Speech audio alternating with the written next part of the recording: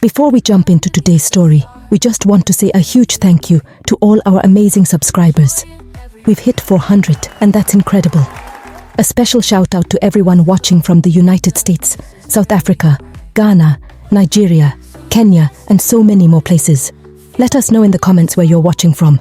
We'd love to hear from you. Nandi was a beautiful woman who grew up in a modest family.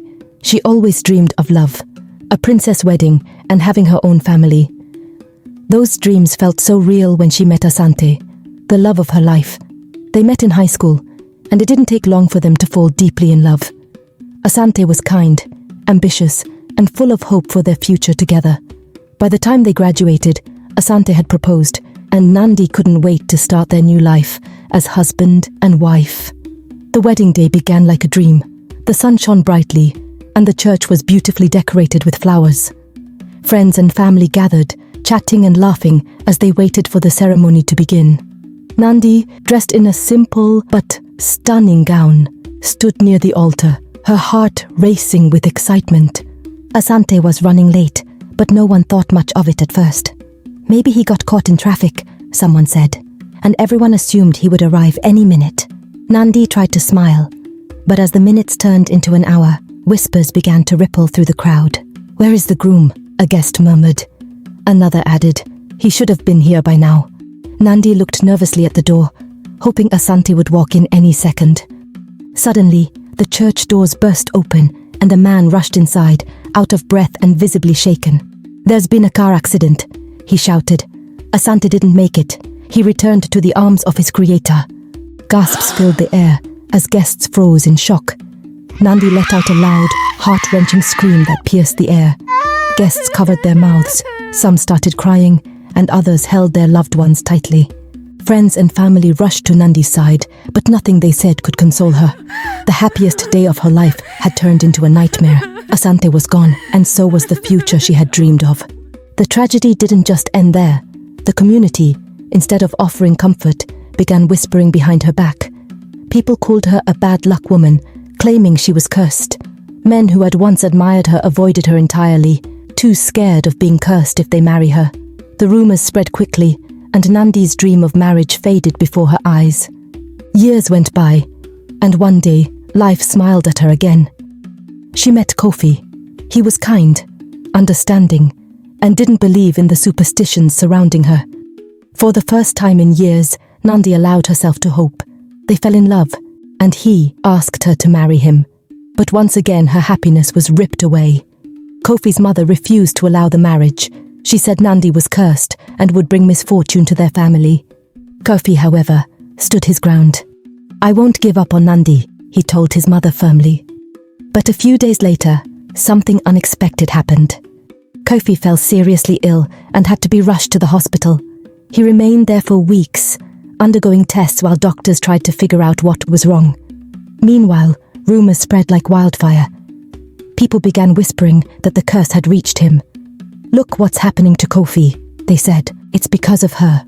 Kofi's mother used this as leverage. She begged him to cut all contact with Nandi, warning him that his life was at risk if he didn't. Under immense pressure and consumed by fear, Kofi gave in. He told Nandi it was over and that he couldn't continue seeing her. Nandi was devastated. Once again, she was left heartbroken and alone, wondering if the whispers about her were true. At home, things were no better. Her family, instead of offering support, only made things worse. Her youngest sister, Zuri, was especially cruel. Zuri had married young and already had 2 children. She took every opportunity to remind Nandi of her so-called failures. "You'll never have children," Zuri would sneer, her words dripping with contempt. "Who would want to marry someone like you?" Nandi would never fight back. She was too nice to say something. Her family treated her like a servant. "Wash the dishes," her mother would order after family dinners. "At least you're good for something." It didn't matter that Nandi worked hard to contribute to the household. Nandi cried herself to sleep almost every night. Her prayers became her only solace. She prayed for a miracle, for someone to see her worth. By the time Nandi turned 40 years old, nothing had changed. The whispers, the bullying, and the loneliness were worse than before. As her family gathered for Christmas, The house was filled with laughter and celebration. But not for Nandi.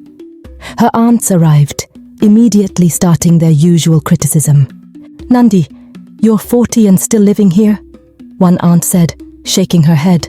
"It's embarrassing. You should at least help raise your nieces and nephews." Her sister Zuri, visiting with her husband and kids, added fuel to the fire. "She's right, Nandi. You're just wasting away. No husband, no children. What have you even done with your life?" Nandi's heart sank, but she didn't respond. After hours of enduring their harsh comments, she couldn't take it anymore. She left the house quietly, walking toward the church with tears streaming down her face. At the church, she knelt down and prayed. "God, I've tried so hard, but nothing ever changes," she whispered. "Please, send me a miracle. I don't want to feel like this anymore." She stayed for a while, letting the quietness of the church calm her. On her way back home, she heard a faint cry. It was soft but persistent, cutting through the stillness of the night. She stopped, listening carefully, then followed the sound until she spotted a small, crumpled blanket near a dumpster. It was barely moving, and as she got closer, she realized it was a baby, fragile and helpless. Her heart raced as she picked it up. He was weak, barely crying, but alive. "Oh my goodness," she whispered, holding him close to warm him. "It's okay. I've got you." She rushed home, her mind racing. The baby needed food and warmth immediately. Using the little money she had left, she bought formula and supplies from a nearby store. That night she fed and cared for him, staying awake to make sure he was safe. For the first time in years, Nandi felt like she had a purpose. The next morning, she went to the police station and explained what had happened. The officer on duty listened carefully. "We'll investigate to find the parents. But for now, there's nowhere for the baby to go," he said. "Would you be willing to look after him temporarily?" Without hesitation, Nandi agreed. She named the baby Sifo, meaning gift, because that's what he was to her. Day by day, she grew more attached to him. Her family, however, was not supportive. "You can't keep that baby," her mother said firmly. "It's not your responsibility." But Nandi refused to listen. Sifo became her world. She worked long hours at the market, using every money she earned to care for him. The police officer stopped by from time to time to check on the baby and share updates about the investigation. He was always so happy to see how well Sifo was being cared for, and thanked Nandi warmly every time for her kindness and help. For a year she poured her heart into raising Sifo, and the bond they shared grew unbreakable. She taught him his first words and helped him walk. He was her miracle. But on the next Christmas everything changed. There was a knock at the door. When Nandi opened it, she saw the police officer standing with a man she didn't recognize. The man was tall, strong and confident, with strikingly handsome features and an air of authority. Nandi couldn't help but stare. "Are you the one who's been taking care of my son?" he asked, with a voice filled with emotion. Nandi's heart sank. The day she had feared most has come. She nodded slowly, unsure of what to say. The man introduced himself as Jabulani, Sifo's father. The policeman next to him confirmed that they had found the parents, and it was time to give Sifo back. Nandi felt a mix of emotions. She was relieved that Sifo's father had found him, but the thought of losing the baby she had come to love as her own was unbearable. Tears filled her eyes as she held Sifo close. She couldn't hold back and asked softly, "Why was he left outside? What happened to him?" Jabulani's expression darkened. He looked away, avoiding her gaze. "It's a long story," he said quietly, "but thank you for everything you've done. You saved my son's life, and I will always be grateful." He gently took Sifo from her arms, thanked her again and left. Nandi watched them go, her heart breaking with every step they took away from her. As the door closed, her home suddenly felt emptier than ever. Tears streamed down her face as she wondered if she'd ever see Sifo again. She couldn't shake the thought that something wasn't right. Why wouldn't Jabulani tell her the truth? Every day after that, Nandi cried. She missed Sifo terribly. She prayed constantly, asking God why he had brought Sifo into her life, only to take him away. 2 weeks passed, but the pain didn't fade. Just when she felt like she couldn't bear it anymore, there was a knock at the door. Nandi opened it, and to her shock, Jabulani was standing there. He looked tired, his eyes heavy with worry. "I need your help," Jabulani said, stepping inside. "Sifo refuses to eat or sleep. He cries non-stop and I don't know what to do. I hired a nanny, but it hasn't helped. He's miserable, and nothing I do seems to comfort him. So, I'm asking you to come help. Move in with us. I'll pay you to take care of him." Nandi was stunned. She accepted Jabulani's request, but gave a condition. She wanted answers about why Sifo had been abandoned. After a moment of thought, Jabulani agreed to tell her everything. Jabulani was born into a wealthy family, the Achebes. His parents ran a successful business, and from a young age, Jabulani was groomed to take over.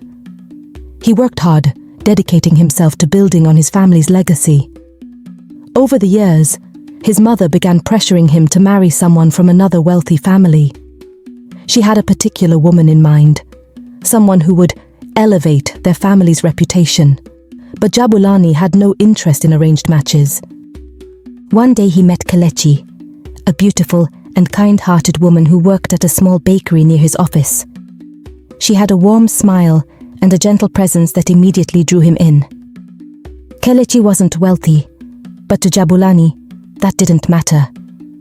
They fell in love quickly, and Jabulani decided she was the one he wanted to marry. When he told his mother about Kelechi, she was furious. She accused him of throwing away his future and insisted he end the relationship. But Jabulani refused. Despite his mother's disapproval, he and Kelechi got married and began building a life together. It wasn't easy though. His mother made every effort to drive a wedge between them.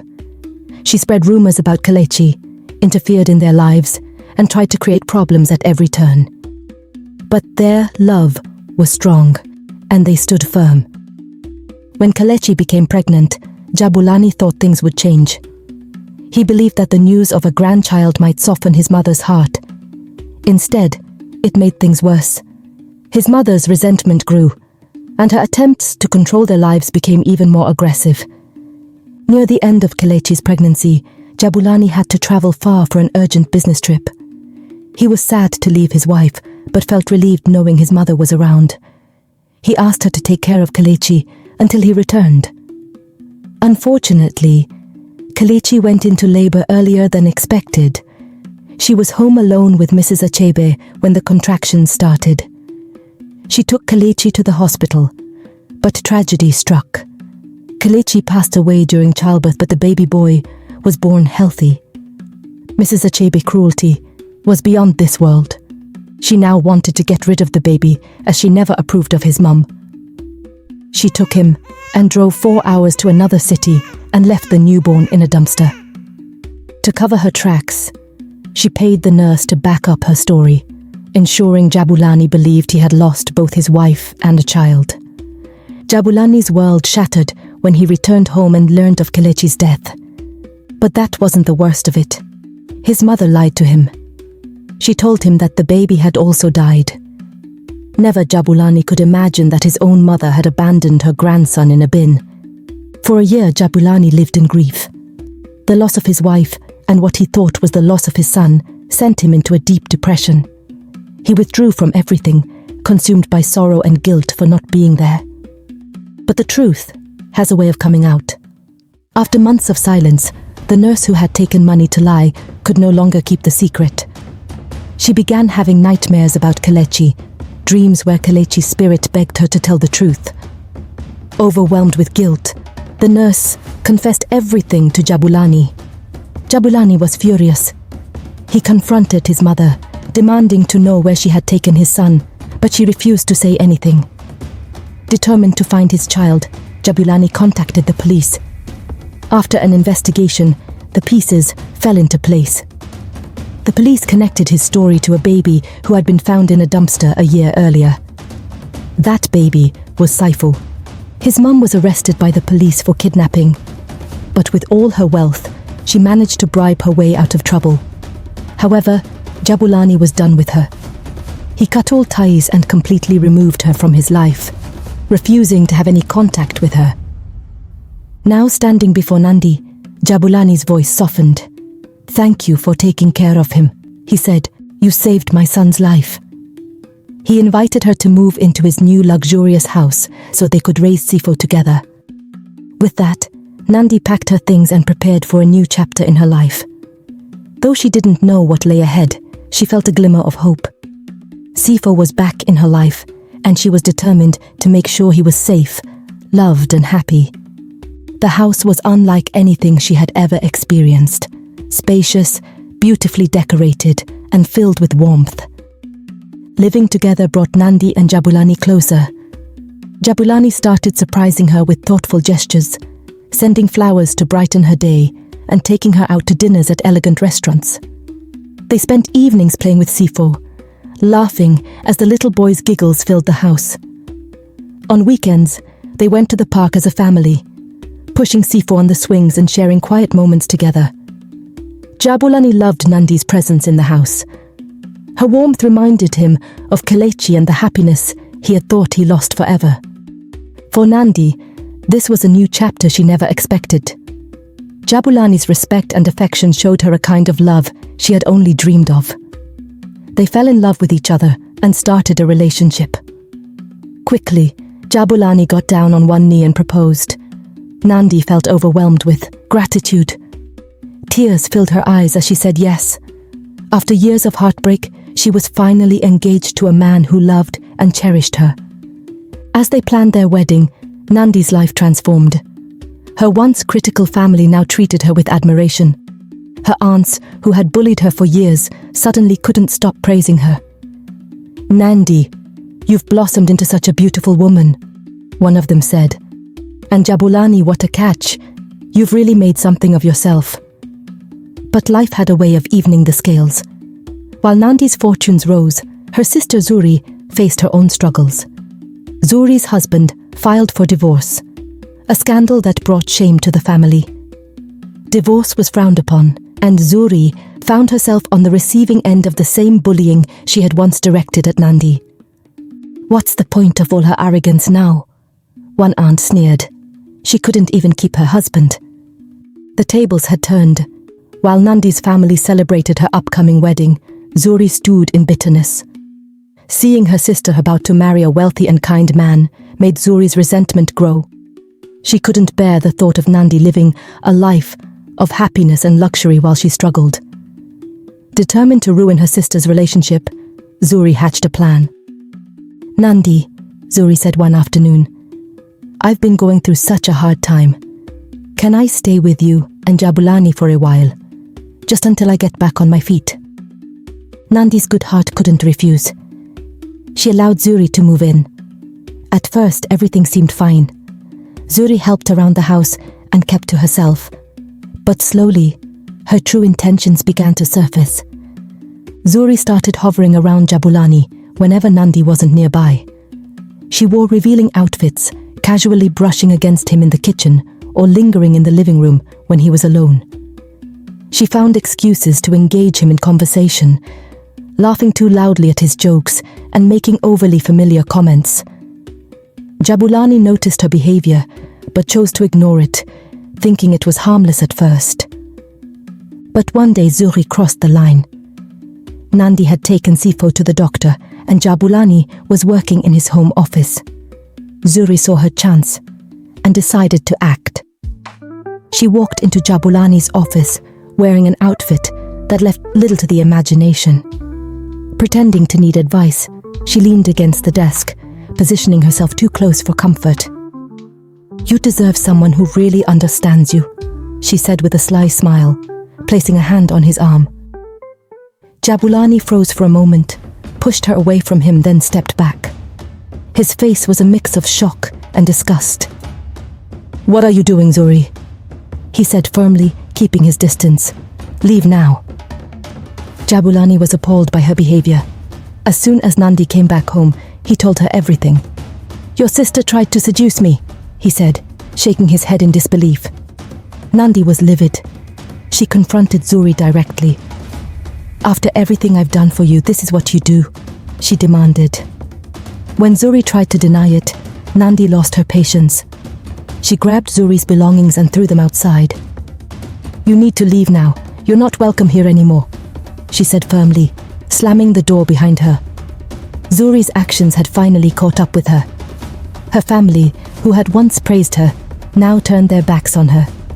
She became a source of shame, rejected and isolated. Meanwhile, Nandi's life continued to flourish. The wedding was breathtaking. Nandi wore a stunning gown, and Jabulani couldn't stop smiling as he exchanged vows with her. Friends and family cheered as they shared their first kiss as husband and wife, marking the start of a joyful new chapter. After the wedding, life fell into a happy rhythm. Nandi and Jabulani raised Sifa with love and care, and a year later, Nandi gave birth to a baby of her own. Their home was filled with laughter and love, and Nandi finally felt like all her prayers had been answered. Hey tale lovers, thanks for watching this video till the end. Until next time, stay safe and keep the stories alive.